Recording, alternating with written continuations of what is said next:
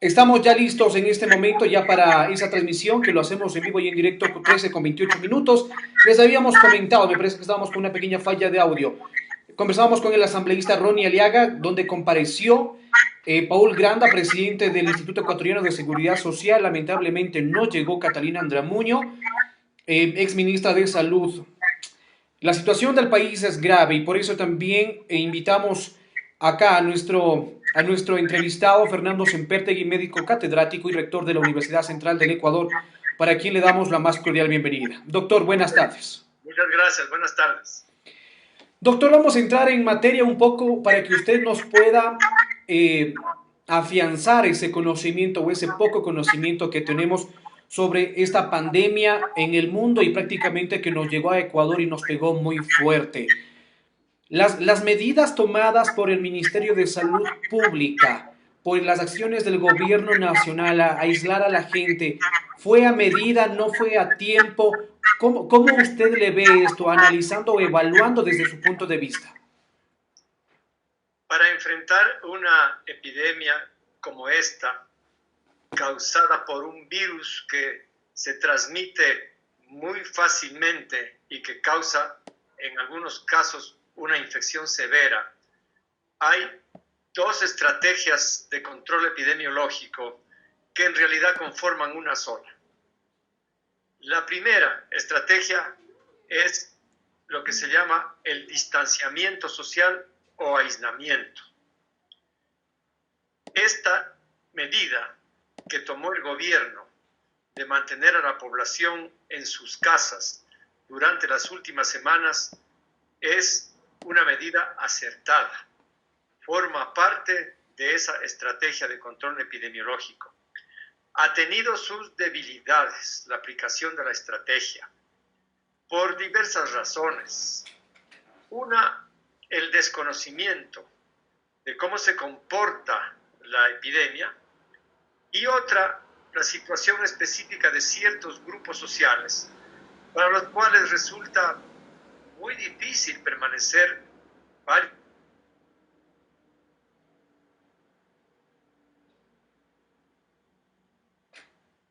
Doctor, me parece que perdimos conexión con el doctor Fernando.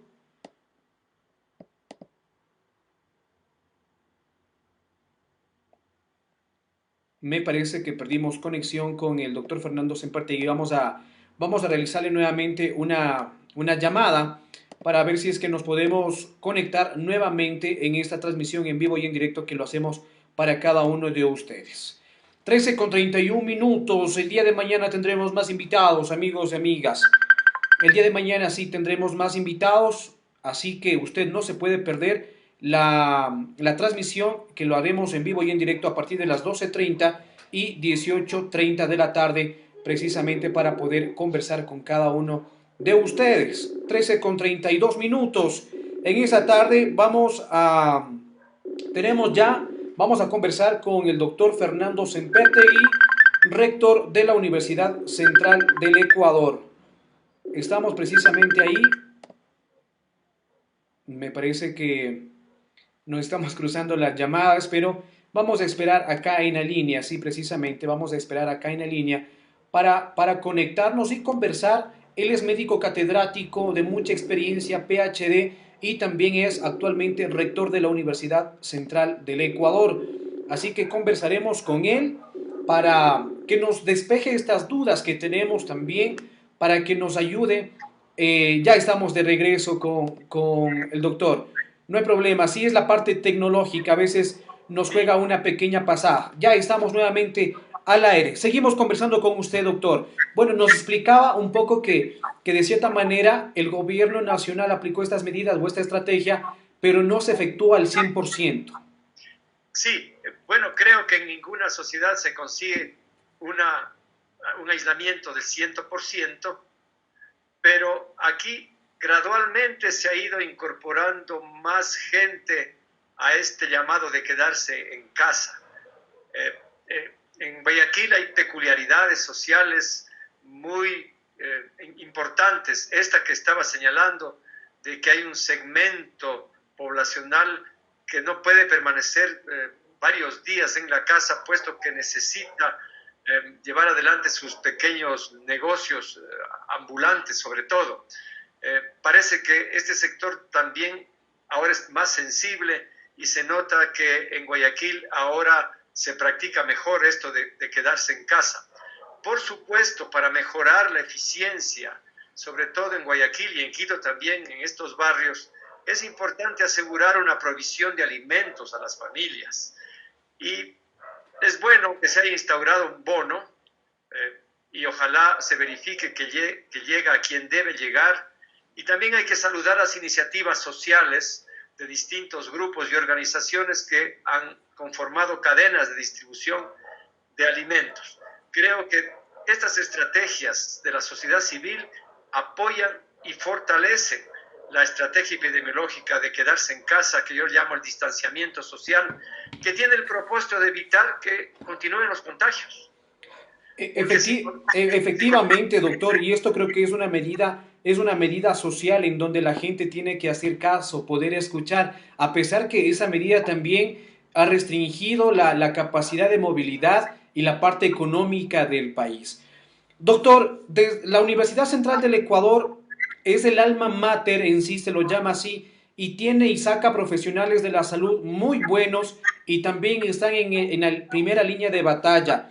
¿Ha tenido usted contacto con enfermeros, con los médicos mismos? ¿Cómo están trabajando ellos? ¿Hay contagiados, tal vez estudiantes de la Universidad Central? ¿Cómo están trabajando ustedes específicamente en este campo?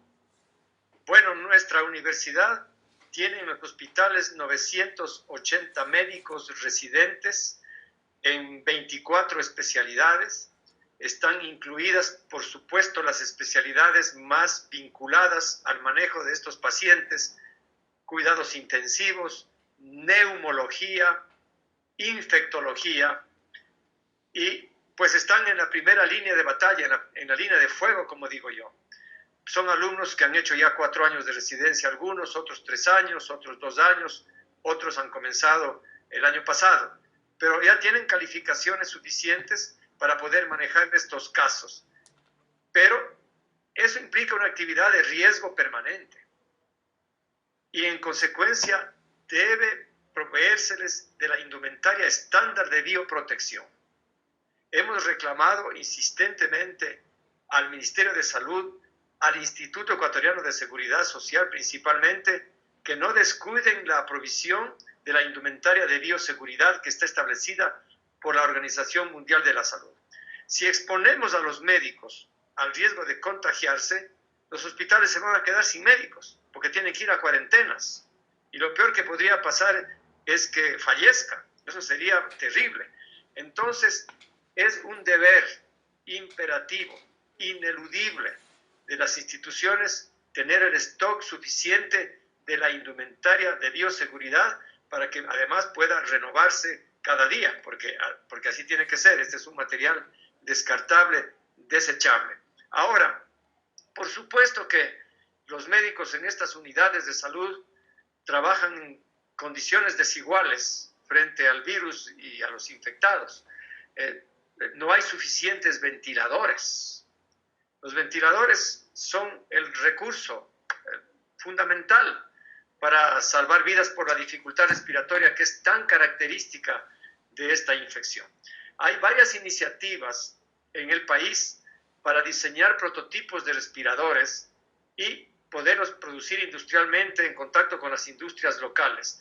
En nuestra misma Universidad Central, creo que para el día 8 tendremos un prototipo de ventilador y ojalá podamos asociarnos con alguna empresa que produzca en escalas 100, 200 unidades.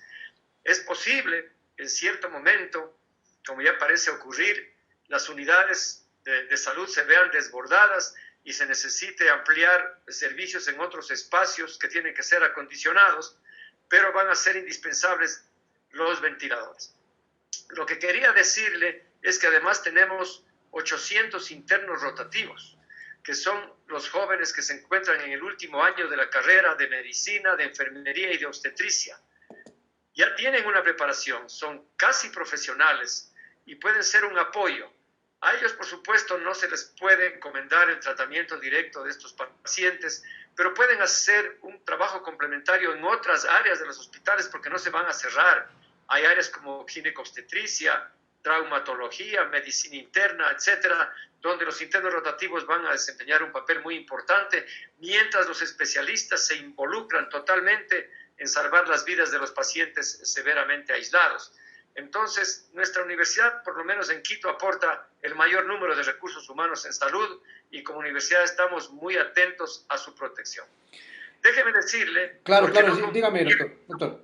No concluí que en la contención de la epidemia, a más del distanciamiento social y de este aislamiento, hay otra estrategia que es importante, que es hacer el mayor número posible de diagnósticos de laboratorio. Y en eso el país encuentra una limitación enorme, puesto que ha dispuesto de un stock muy limitado de muestras y por eso solamente tenemos 9,000 personas con diagnóstico comprobado, este diagnóstico molecular que se llama diagnóstico de PCR. Muchos laboratorios, numerosos laboratorios en el país están en capacidad de realizar estos diagnósticos, pero no hay los kits disponibles. Entonces, una submuestra de 9,000 con diagnóstico es una submuestra muy pequeña para estimar la real dimensión de la epidemia. Esto quiere decir que en los próximos días, cuando quizás poco a poco se vaya abasteciendo los laboratorios y también las pruebas, quiere decir que el número de contagiados va a dispararse o va a ir en mayor cantidad. Yo tengo una propuesta. Es una propuesta dura, pero me parece que este aislamiento social debe extenderse hasta el 30 de abril. Por una razón. ¿En todo el país? En todo el país. Por una razón. Que de acuerdo con nuestros estudios anteriores de infecciones respiratorias, abril es el mes de las gripes y de las influencias estacionales. Y no sabemos cómo se va a comportar este virus en este mes. Por lo tanto, es un mes crítico y debemos estar alertas. Y lo mejor es no aflojar las medidas de aislamiento o de distanciamiento social. Cierto es que se va a resentir un poco más la economía familiar, la economía empresarial, pero evitemos que haya una mortalidad tan alta de ecuatorianos. El propósito de este aislamiento es proteger la vida de las personas. No podemos estar impávidos y permitir que se mueran centenares, miles. Hay que hacer todo el esfuerzo social posible para impedir esta catástrofe. De manera que, si después de abril hemos logrado con este esfuerzo disminuir el número de casos, porque habrá casos, la gente tiene que conocer que no es que después de abril se acaba la epidemia, no. Lo que se pretende con este aislamiento es que el número de casos después de abril crezca lentamente, de manera que el número de severos no sea tan grande y las unidades de salud, los médicos y demás personal puedan trabajar con más eficiencia y con mayor seguridad para ellos mismos. Doctor, ¿le han llamado tal vez a usted al COE nacional o cantonal o provincial como especialista, usted también y como rector de la Universidad Central del Ecuador, le han llamado para tomar tal vez algunos criterios o una reunión como tal de médicos especialistas? Bueno, hace 3 semanas estuve en un taller organizado por el municipio de Quito con algunos expertos epidemiólogos y bacteriólogos y microbiólogos, pero después no he tenido un contacto directo con el COE, de manera que no he tenido la ocasión de poder compartir mis puntos de vista. Pero me parece que además de mantener el aislamiento durante el mes de abril, es indispensable que el país gestione más pruebas diagnósticas. Es verdad, el día de ayer el doctor Juan Carlos Ceballos, y usted debe tal vez conocerlo y deben ser colegas, ahora ministro de Salud, en donde nos señala que el más del 60% de la población, a través de un estudio de universidades especialistas en este tema, extranjeras, señala que el 60% de la población se contagiará en los 120 días desde que aparece el contagio del COVID. Pero a ver, no es lo mismo que el 60% se contagie de aquí hasta diciembre o febrero del próximo año, que el 60% se contagie en 2 meses. Esa es la diferencia. Si el 60% se va a contagiar en 2 meses, la mortalidad sería terrible. Por eso estas medidas, para que la comunidad vaya adquiriendo inmunidad de manera gradual, hasta que en cierto momento ya no circule el virus y el resto ya pueda estar libre de exposición. No sé si me hago entender. Entonces, claro que 50% de la población se estima que debe infectarse para que el otro 50% ya no tenga riesgo de exposición. Pero no queremos que el 50% se infecte en 4 semanas, o en 8 semanas, o en 12 semanas. No, lo que se trata es de extender esto de manera gradual, de manera que los severos sean menos, sean manejables eficientemente en las unidades de salud. Por eso es este esfuerzo. Después de abril no retornaremos a la vida antigua, retornaremos a lo que yo llamo una socialización limitada.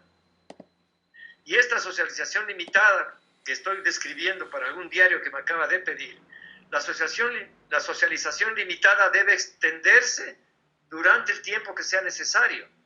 ¿Cómo sabemos hasta cuándo debe extenderse la socialización limitada? Con las escuelas cerradas y los colegios cerrados, y los restaurantes cerrados, y los bares cerrados, y los eventos deportivos suspendidos. ¿Hasta cuándo debe extenderse esa socialización limitada? Hasta que veamos que la curva se mantiene con un crecimiento gradual y controlable. Pero si hubiese un repunte de la curva, deberíamos volver a una cuarentena. Eso tiene que conocer la población. Si hubiese un repunte, diga usted, mediados de mayo o por allí, necesariamente tendríamos que volver al distanciamiento social estricto que estamos practicando. Entonces, ¿es preferible hacer la cuarentena unos días más a que haya un repunte de brote y haya más casos o contagiados o en el peor de los casos fallecidos?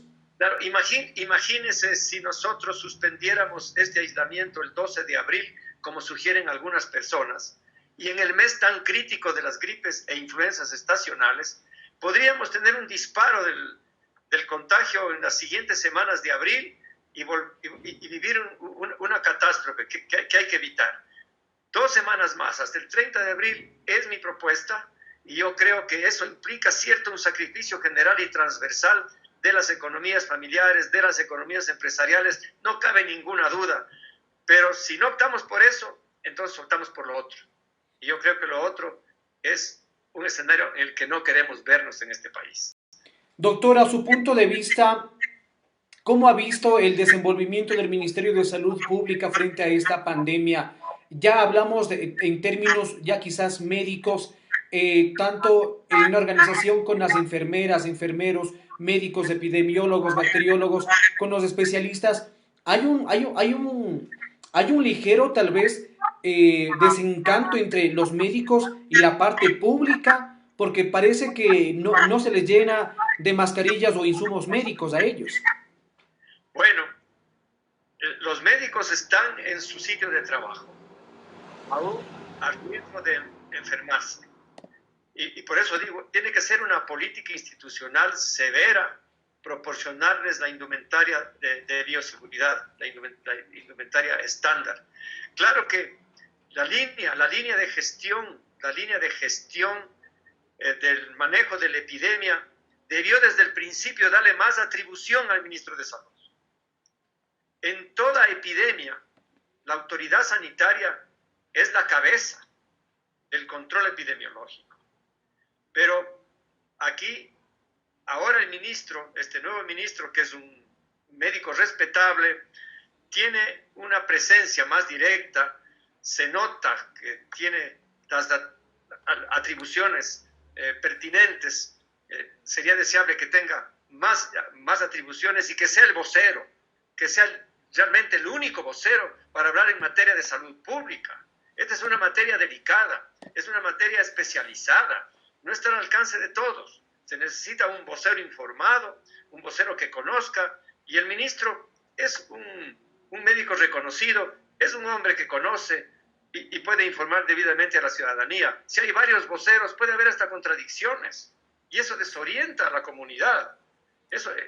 Yo creo que eso hay que corregir. En materia de política pública sanitaria, este momento, es indispensable que se hagan esas correcciones. O sea, no, usted quiere decir, doctor, que no debería salir a dar, por ejemplo, el presidente de Ban Ecuador, el viceministro del COE, sino netamente un vocero, en este caso el ministro de Salud Pública, que dé los resultados o explique de mejor manera al pueblo ecuatoriano cómo está la situación en el país. Él debe ser el vocero que conduzca todo el control de la epidemia y debe tener las atribuciones para disponer el comportamiento de instituciones públicas y privadas. Eso debe ser absolutamente nítido. Y hay que evitar los numerosos voceros porque pueden enredarse, como digo, en contradicciones, porque este no es un manejo fácil. Esto hay que conocer, es un campo especializado de la salud pública, de manera que creo que hay que apoyar que el ministro pues sea la cabeza, el que informe, el que paute y oriente a la comunidad. Y me parece que sí, el ministro sí se percata de que si no tenemos más pruebas diagnósticas, no vamos a poder controlar mejor esta epidemia. En el mundo hay una escasez de pruebas diagnósticas. Estados Unidos tiene problemas, porque Estados Unidos descuidó, dejó de fabricar estas pruebas diagnósticas y ahora está enfrentando el problema de la escasez. Pero otros países sí se prepararon. Corea hacía 20.000 pruebas diagnósticas por día e inmediatamente aislaba a los casos y muchos asintomáticos, porque los asintomáticos son un riesgo, y aislaba a los asintomáticos y a su entorno barrial con medidas estrictas de restricción. Alemania se preparó desde enero, dispuso que sus empresas biotecnológicas empiecen a fabricar intensivamente las pruebas diagnósticas. Ya los alemanes sabían que en China había problemas. ¿Cuántas muestras está procesando Alemania por semana? 160.000. 160.000 por semana procesa Alemania y nosotros hemos procesado 9.000 desde que comenzó la epidemia en un mes. Es un abismo. Desde luego no podemos cotejarnos con Alemania, no vamos a tener ese ritmo jamás, pero yo pienso que deberíamos hacer una gestión con los alemanes para proveernos de un stock de reactivos, de pruebas, o con Corea. Eso es urgente. Esa, por ejemplo, es una materia que debería conducir al ministro de Relaciones Exteriores con la orientación del ministro de Salud Pública. Entonces, esto es urgente. Si pudiésemos disponer de unas 30.000 pruebas diagnósticas para este mes de abril y volcarnos al personal de salud y a Guayaquil, a la comunidad, creo que estaríamos potenciando las medidas de aislamiento social que están en marcha. Doctor, aquí en la ciudad de Quito parece que los quiteños o la gente que vive en la provincia de Pichincha se está confiando porque no está acatando las medidas y parece que vamos por el mismo rumbo de Guayaquil, a ese mismo nivel de contagio. ¿Qué decir frente a esto? Parece que la gente está saliendo, haciendo caso omiso a las disposiciones también del gobierno nacional. Yo veo que en Guayaquil cada vez más gente comprende la gravedad y se adhiere a la medida. Me parece que se comenzó de una especie de indiferencia, ahora ha cambiado ya la conducta, me doy cuenta de eso. Qué bueno por Guayaquil, qué bueno por Guayaquil. Hay que apoyar a la gente pobre que necesita abastecimiento de alimentos, que no puede quedarse en casa, sino que debería salir a hacer sus pequeñas ventas. Para que se quede en casa hay que apoyarlo, que lleguen los alimentos a él. Muy bien las cadenas de solidaridad en Guayaquil. Lo que no puede pasar en Quito es que se afloje la disciplina. Eso es algo que hay que evitar. ¿Cómo se puede evitar eso? Pues bueno, también aplicando la medida de solidaridad en los barrios donde la gente pobre tiene necesidad de salir, para que se queden en su casa, para que permanezcan. Entonces movilizar también aquí las cadenas de abastecimiento. Sí están operando cadenas de solidaridad también en Quito, están llegando a estos barrios. Pero el papel de los medios de comunicación, como su canal, es absolutamente preponderante y fundamental. Yo fui un apoyo del ministro Plutarco Naranjo en epidemia de cólera. Yo trabajaba en el Ministerio de Salud. Y en ese tiempo, para evitar las muertes, el mensaje también era lávese las manos, lávese las manos, lávese las manos, y también hierva el agua en ese tiempo por esa epidemia. Y así pudimos controlar notablemente bien la epidemia de cólera y tuvimos muchas menos muertes que las estimadas para el Ecuador. Pero los medios de comunicación no desmayaron ni un día en los mensajes.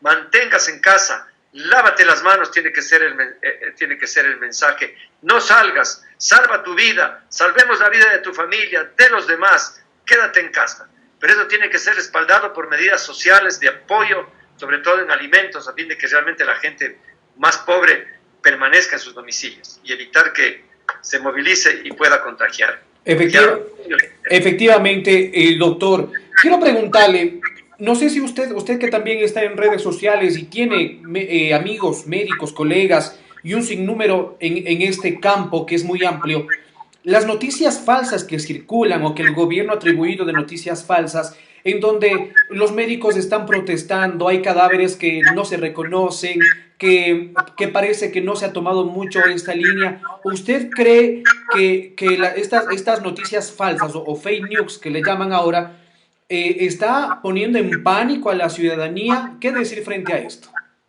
Bueno, parece que sí hay un hecho innegable, reconocido por las autoridades de salud, también por medios de comunicación como la CNN, de que efectivamente está muriendo más gente en Guayaquil de lo que moría antes de la epidemia. Eso es evidente. Ahí están los cadáveres.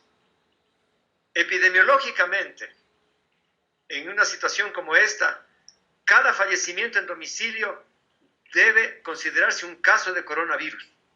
Por allí dicen, es que no todos son coronavirus. Bueno, es posible que así sea, pero en una epidemia es un criterio epidemiológico. ¿Para qué sirve eso? Para establecer en Guayaquil un mapa de ubicación de los fallecidos y poder en esas áreas hacer un acordonamiento más estricto de restricción y movilidad y el quédate en casa. Esa es una forma, en cierto modo, de tomar como referencia los fallecimientos como un punto para poder organizar un sistema de control y de restricción epidemiológica. Es absolutamente importante. Y por supuesto, si hay muertos más que antes, hay que reconocerlo. Hay que reconocer públicamente que hay más muertos que antes y que eso tiene que ver con la epidemia. Así es. Para que la ciudadanía también tome en consideración esta situación y pueda convencerse de la importancia de mantenerse en casa. Entonces, no cabe decir que tal vez algunos de ellos no son coronavirus. Es mejor asumir que lo son. Con eso, entonces, tenemos un recurso de persuasión y de convencimiento. Y otro aspecto, ¿qué hacer con los cadáveres? No puede ser tan tortuoso el procedimiento para que consigan los certificados para enterramiento. Yo veo colas de gente. Esas son cadenas de transmisión del virus. La permanencia de los cadáveres en las casas o afuera en la calle es un foco de infección, de diseminación del mismo virus y tal vez de otras epidemias. Sería una tragedia que además de la epidemia del coronavirus se presente en otras epidemias por otro tipo de infecciones. Entonces, los enterramientos tienen que ser facilitados. Las brigadas que llegan a rescatar el cadáver deberían dejar ese mismo instante a la persona el documento habilitante para el enterramiento y no pedirles que vayan a hacer colas. Entonces, todo esto tiene que agilitarse, no solamente porque es penoso el espectáculo de los muertos en las calles y en las plazas, sino por la protección indispensable que se necesita para el resto de la gente y pues para manejar con la debida humanización el enterramiento de los difuntos. Entonces, estas son ideas, son sugerencias que ojalá tengan alguna validez, alguna racionalidad, pero creo que es mi deber comunicarlas y compartirlas con la sociedad. Muchísimas gracias. 13:58 conversamos con el doctor Fernando Sempertegui, rector de la Universidad Central del Ecuador y médico catedrático. Doctor, finalmente un mensaje a todos los ecuatorianos, a sus estudiantes que también están ahí en los hospitales laborando y por supuesto también dando ese granito de arena para aportar a la sociedad. Mi primer mensaje, por supuesto, a los médicos y demás trabajadores de la salud, los internos, las enfermeras, los auxiliares, los laboratoristas, para honrar y enaltecer su trabajo, su esfuerzo, su sacrificio, su compromiso. Están a la altura del deber ético que se impusieron cuando tomaron estas profesiones. Honran el juramento, pero nosotros tenemos el deber de protegerlos. Hay dos formas de protegerlos, no solo dándoles indumentaria, sino quedándonos en casa para que no haya tantos enfermos graves que tengan que ir a los hospitales. Entonces, mi segundo mensaje es a todos los conciudadanos: mantengamos esta disciplina, mantengámonos en casa, protejamos a nuestros familiares, evitemos que nuestros médicos sufran, se expongan y también se infecten. Creo que es un deber de todos. Ese es mi mensaje en este momento.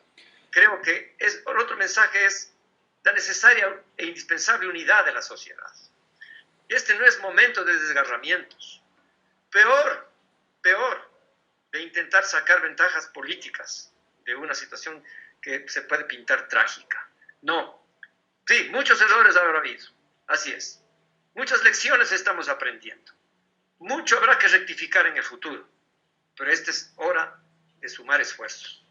Y todos estamos en condición de hacer algo por nosotros y por los demás.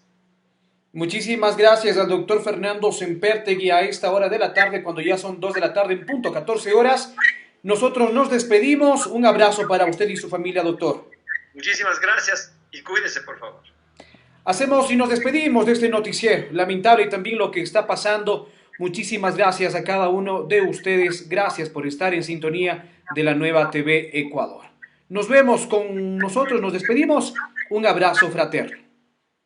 Muchas gracias.